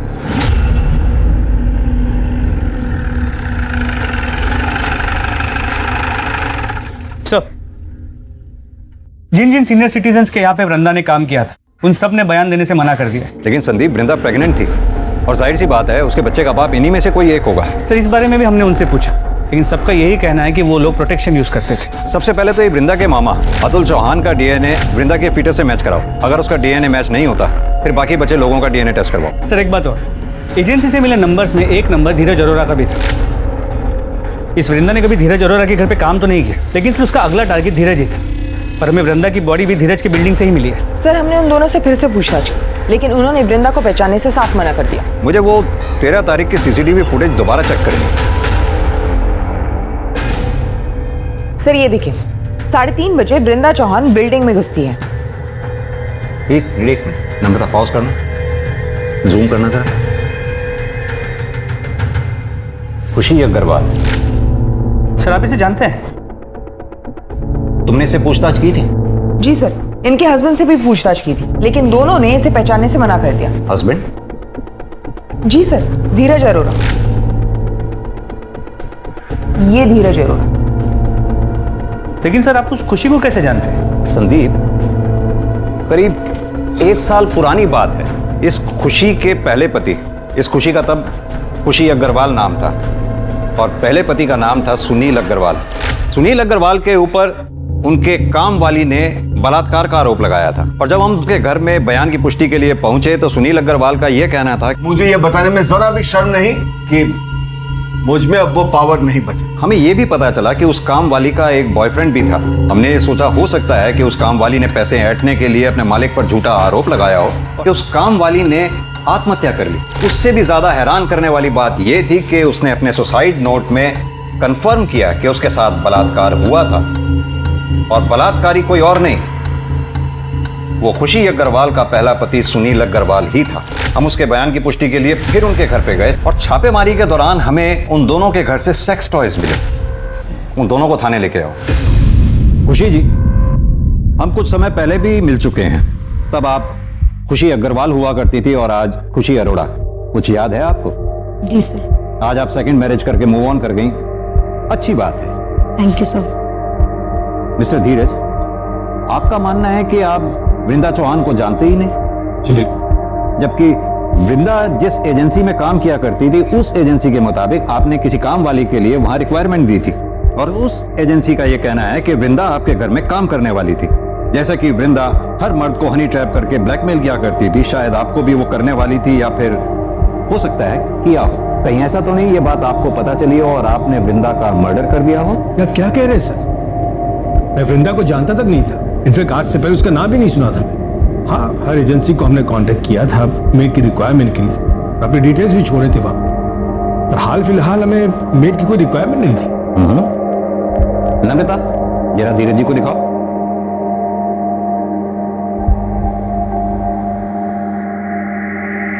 मिस्टर धीरज, कल आप अपने ऑफिस से 4 बजे घर लौट कर आए और फिर आधे घंटे बाद अपने घर से चले गए, जबकि हमने पता किया है कि आप अपने ऑफिस से रोजाना 7 बजे के बाद निकलते हैं। सर वो मैं अपने कुछ फाइल्स भूल गया था, इंपॉर्टेंट थे, इसलिए पर्सनली लेने आ गया था घर। और खुशी जी, आप कल अपने घर से 3:45 पे निकली और ठीक 10 मिनट बाद 3:55 पर घर लौट कर आ गई।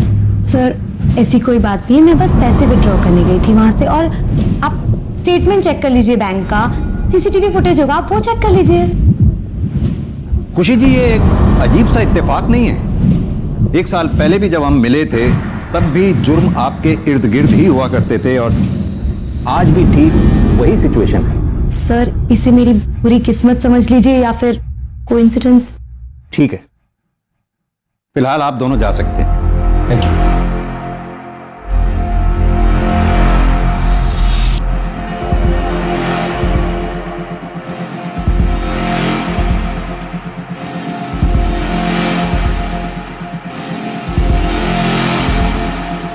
संदीप, लगता है खुशी मैडम का हेयर फॉल आजकल कुछ ज्यादा ही हो रहा है। और सर, इस बाल का कलर लगभग उस बाल के कलर जैसा है जो हमें क्राइम स्पॉट पे मिला था। मैं चाहता हूं कि तुम इस बाल का डीएनए पहले मिले हुए बाल के डीएनए से मैच करो। मेरी गट फीलिंग ये कहती है ये दोनों बाल एक ही इंसान के, और वो इंसान कोई और नहीं, खुशी अग्रवाल और खुशी अरोड़ा ही है। वृंदा का मर्डर एक के बाद एक रहस्यमयी मोड़ ले रहा था। किसने किया था वृंदा का खून? वो सीनियर सिटीजन्स जिनको वृंदा ब्लैकमेल करती थी, या फिर वृंदा का मामा जिसने उसका शारीरिक शोषण किया था, या फिर धीरज अरोड़ा जो वृंदा का अगला टारगेट था। अब इस केस में कुछ ऐसी कड़ियां खुलने वाली थी जो इन सारे रहस्यों पर से एक के बाद एक पर्दा उठाने वाली थी।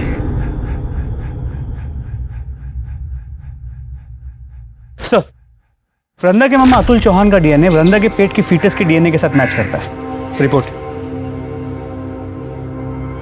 यानी वृंदा के मामा के पास वृंदा को मारने का मोटिव था, लेकिन बिल्डिंग के उस सीसीटीवी फुटेज में ये मामा कहीं दिखाई नहीं दिया। वृंदा की बॉडी के पास जो हेयर स्टैंड मिला था उसके डीएनए रिपोर्ट का क्या हुआ? वो नम्रता लेके आ रही है। सर, वृंदा की बॉडी के पास जो हेयर स्टैंड मिला उसका डीएनए खुशी के डीएनए से 100% मैच करता है। ये देखिए। ये खुशी शक्ल से जितनी भोली दिखती है उतनी भोली है नहीं। एक काम करो, ये खुशी के घर का सर्च वारंट निकालो। सर, मैं वही चेक कर रहा हूँ, थोड़ी देर में फोन करता हूँ ना आपको। ओके। खुशी, मैं देखती हूँ। पूरे घर की अच्छे से तलाशी लो। सर, क्या हो रहा है सर? आप हमें अपना काम करने दीजिए।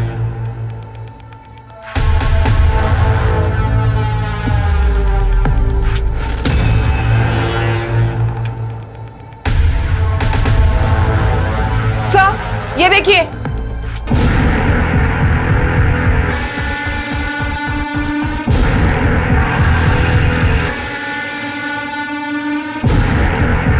ये इस पिक में लड़की कौन है?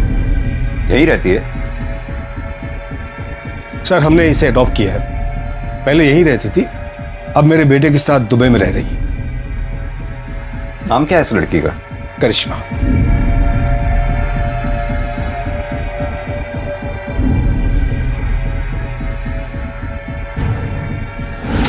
सर, एक मिनट यहाँ आइए, देखिए क्या मिला है। सर, मर्डर वेपन तो नहीं मिला, लेकिन ये सब कुछ मिला है। और सर, ये देखिए। सर, ये सारा सामान बिल्कुल वैसा ही है जैसे आपने कहा था आपको खुशी के पिछले घर से मिला था। लेकिन वो सामान तो पुलिस ने जब्त कर लिया था।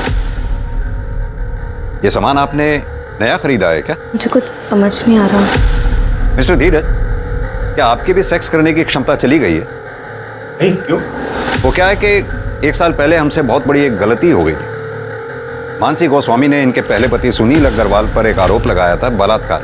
इनके पति ने गिल्ट में आके आत्महत्या कर ली, केस क्लोज हो गया। लेकिन उस केस का एक मुजरिम आज भी खुले आम घूम रहा है। देखिए, आप दोनों के खिलाफ हमारे पास इतने सबूत तो हैं ही कि हम कोर्ट में आसानी से ये साबित कर पाएंगे कि वृंदा का मर्डर आप दोनों ने ही मिलकर किया है। सर, हमने ऐसा कुछ भी नहीं किया, हमने उसे नहीं मारा सर। ये आपके बाल वृंदा की बॉडी पर कैसे मिले और उन बालों का डीएनए आपके डीएनए से कैसे मैच करता है? और यही नहीं, वृंदा के लोकेशन रिकॉर्ड वारदात के कुछ रोज पहले तक लगातार धीरज के लोकेशन रिकॉर्ड से कैसे मैच करते हैं? सर, मुझे नहीं पता ही। आप तो चुप ही रहिए मिस्टर धीरज। लगातार आप झूठ पर झूठ बोलते चले जा रहे हैं। यादव जी, जरा फुटेज दिखाइए इन्हें। इस फुटेज में जो लड़की दिखाई दे रही है करिश्मा, आपने ये कहा कि आपकी अडॉप्टेड बेटी है और वो दुबई में रहती है, तो फिर कैसे इस फुटेज में आपकी बिल्डिंग से वो निकलते हुए दिखाई दी और कहां जा रही थी वो? हमारा टाइम वेस्ट मत कीजिए।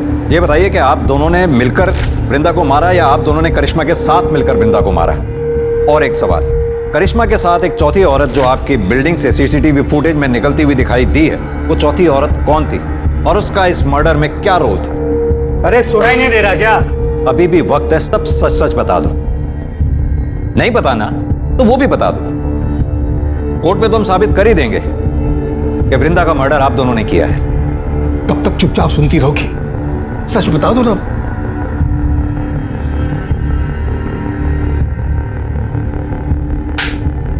तुम्हारे पास फालतू का टाइम होगा, हमारे पास नहीं। बोलो। सर, हमने वृंदा को नहीं मारा, उल्टा वो हमें फॉलो कर रही थी, वो हमें ब्लैकमेल कर रही थी सर। और वो धीरज को फॉलो करते करते मुझ तक पहुंची।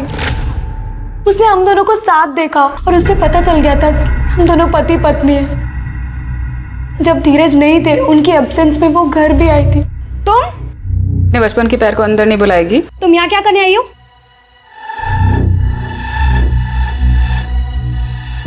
तुझसे इतना प्यार किया था, 9 साल पहले मुझे गांव में अकेला छोड़ा ही था। सारे गांव वालों ने मेरा सर मुंडवा दिया, माँ बाप ने घर से निकाल दिया, मामा ने मेरा रेप किया। ये अच्छा है, मेरी जिंदगी खराब करके अय्याशियाँ कर रही है तू। क्या चाहती है? 1 लाख रुपए। किस बात के 1 लाख रुपए? तेरे पति को बताऊं तेरे बारे में? खोलूं तेरी बोल? हवा टाइट हो गई तेरी। कहाँ से लाऊं मैं 1 लाख रुपए? घर पे रखे होते 1 लाख रुपए। बाजू में एटीएम है और तेरे पास 2-3 अकाउंट तो होंगे ना। तो एक काम कर, सारे अकाउंट से थोड़े थोड़े पैसे निकाल के 1 लाख रुपए दे दो। मारती हूँ तुम्हारे मुंह पर ला करके 1 लाख रुपए।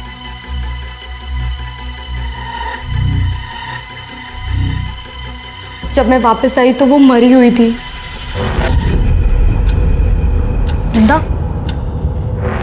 वृंदा। फिर मैंने तुरंत धीरज को कॉल किया। क्या बात है, क्यों बुलाया मुझे? जब मैं घर पहुंचा तो मैंने देखा कि वृंदा मरी पड़ी थी। अब खुशी ने मुझे सारी कहानी बताई, तो हम दोनों ने मिलकर उसकी लाश को कमरे में छुपा दिया। कहानी अच्छी सुनाई आपने मिस्टर धीरज। चलिए एक बार को मान भी लिया जाए कि आप लोगों ने वृंदा को नहीं मारा। मेरा सवाल अब भी वहीं का वहीं है, वो चौथी औरत जो करिश्मा के साथ सीसीटीवी फुटेज में आपकी बिल्डिंग से बाहर निकलती देखी गई, वो औरत कौन थी और उस औरत का इस मर्डर में क्या रोल था? खुशी, छुपाने में नुकसान है हमारा, सच बता दो। सर, मैं बताता हूं, करिश्मा और उसकी मां वैशाली ने ही वृंदा को मारा है। बर्तन चौका करने वाले गरीब लोग हैं साहब, हम क्या किसी को मारेंगे? यही मरदवा हम होंगी, यही दोनों हत्यारे हैं। तो ये लोग का बस चलता ना तो हमारी करिश्मा को भी मार देते ये लोग। देखिए, आप जो भी कहना चाहती हैं साफ साफ कहें। सर, इन लोगों ने हमें कोई अडॉप्ट नहीं किया था, हम इनके नौकरानी का काम करते थे। उन्होंने माँ से झूठ बोला कि अपने बेटे के पास दुबई भेज रहे हैं, लेकिन हमें अपने घर में कैद रखा। अगर ऐसा था तो आप लोग तुरंत हमारे पास क्यों नहीं आए? इन दोनों को जेल में डाल देते। पुलिस के पास आती तो बात फैलने का डर था। यानी कि खुशी जी, आपने करिश्मा का तो शारीरिक शोषण किया ही, साथ में मानसी का भी शारीरिक शोषण किया। इतना ही नहीं, इस कुकर्म में आपके दोनों पति बराबर के भागीदार थे। पहला पति सुनील अग्रवाल, वो आपको ये कुकृत्य करते हुए देखता था, और आपका दूसरा पति, ये बताइए कि वृंदा को क्यों मारा आप लोगों ने? हमने उसे नहीं मारा सर, यही दोनों ने मारा है। हम कैसे करेंगे उन लोगों का मर्डर? हम जब वहां पहुंचे, करिश्मा, करिश्मा, करिश्मा, जब हमको चुपके से फोन करके इन लोगों को सारा सच्चाई बताई, हम करिश्मा को लेने के लिए इन लोगों के फ्लैट पे पहुंचे। करिश्मा, औरत पहले से मर चुकी थी। झूठ बोल रही है ये दोनों। मैं मानती हूँ सर कि मैंने बचपन में उसे सताया होगा, लेकिन अब ऐसा नहीं था। मैं प्रायश्चित करना चाहती थी और इसीलिए ना मैं उसे पैसे देने चाहती थी सर, लेकिन इन दोनों माँ बेटियों ने मिलकर उसे पहले से ही मार दिया था। साहब प्रायश्चित करके ना डायरेक्ट नौटंकी कर रहे, नौटंकी। सर ये झूठ। ये केस उलझता ही जा रहा था। इस रेप और मोलेस्टेशन केस में ये तीसरी मौत थी। पहले मानसी और सुनील का सुसाइड और अब वृंदा का मर्डर। क्या कातिल इन्हीं लोगों में से था या फिर कोई ऐसा जो अब तक पुलिस की नजर से बचा हुआ था? संदीप, हो ना हो कत्ल इन चारों में से ही किसी एक ने किया है। हो सकता है खुशी ने वृंदा को मारा हो और फिर धीरज को फोन करके बुलाया हो वृंदा की लाश को ठिकाने लगाने के लिए। या फिर यह भी हो सकता है वृंदा के डर से खुशी ने धीरज को फोन करके बुलाया हो और उन दोनों ने मिलकर वृंदा को मार दिया हो। या फिर यह भी हो सकता है कि वैशाली घर में घुसी हो, करिश्मा के साथ भागने लगी हो और इसी दौरान वृंदा बीच में आ गई हो और वृंदा वैशाली के हाथों मारी गई हो। कुछ समझ नहीं आ रहा है संदीप। सर, वृंदा मर्डर केस में एक इंटरेस्टिंग चीज सामने आई है। सर, मैंने वारदात के एक दिन आगे पीछे की बिल्डिंग की सीसीटीवी फुटेज निकाली, तो उसमें ये धीरज काला पॉलिथीन लेके जाते हुए दिखाई दे रहा है। देखने से तो उसका टिफिन लग रहा है। सर, मुझे भी ऐसा ही लगा था, इसलिए मैंने उसी वक्त की बिल्डिंग के आगे के रोड की सीसीटीवी फुटेज निकलवाई, तो ये धीरज ये काला पॉलिथीन उस डस्टबिन के पास फेंक रहा था। नम्रता, एक काम करो, अपनी टीम में से किसी को भी इस स्पॉट पे इमीडिएटली भेजो। हो सकता है ये पॉलिथीन अभी भी वहीं हो। जी सर।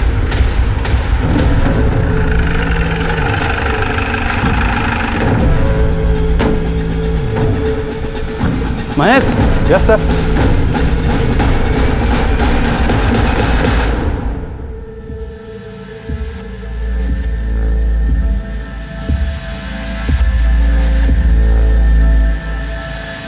सर, ये बैग मैंने फेंका जरूर था। वृंदा को मैंने नहीं मारा सर, ना ही खुशी ने मारा है। फिलहाल तो आप चारों में से जिसने भी वृंदा को मारा है बहुत जल्द पता चल जाएगा, क्योंकि हमारा फिंगरप्रिंट एक्सपर्ट उस गुलदस्ते की जांच पड़ताल में लगे हुए हैं। अभी भी टाइम है। आप में से जिस किसी ने भी वृंदा को मारा है शराफत से कबूल कर ले।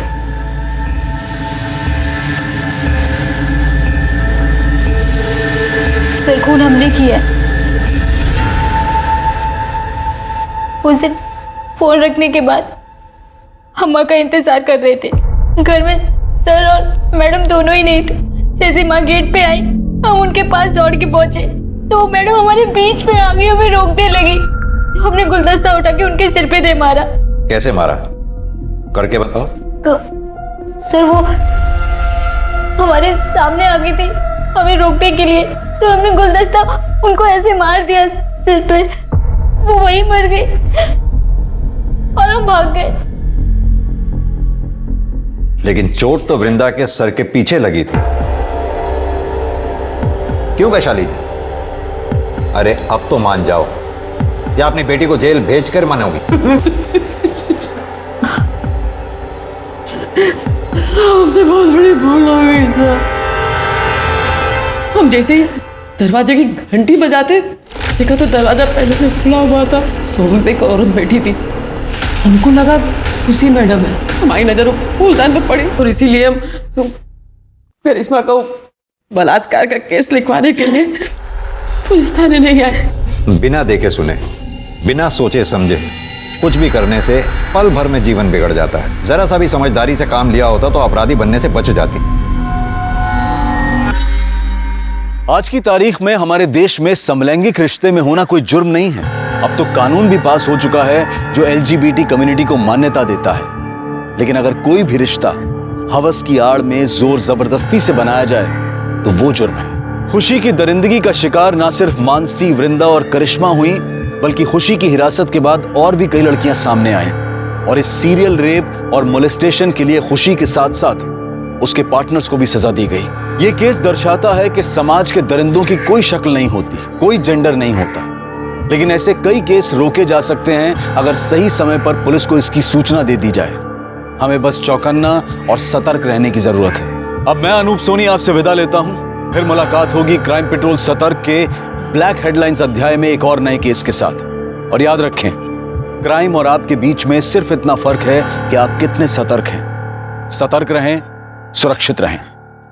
जय हिंद। क्राइम पेट्रोल्स के और भी दिलचस्प कहानी देखने के लिए हमारे चैनल को सब्सक्राइब करें और बेल आइकॉन दबाना न भूलें।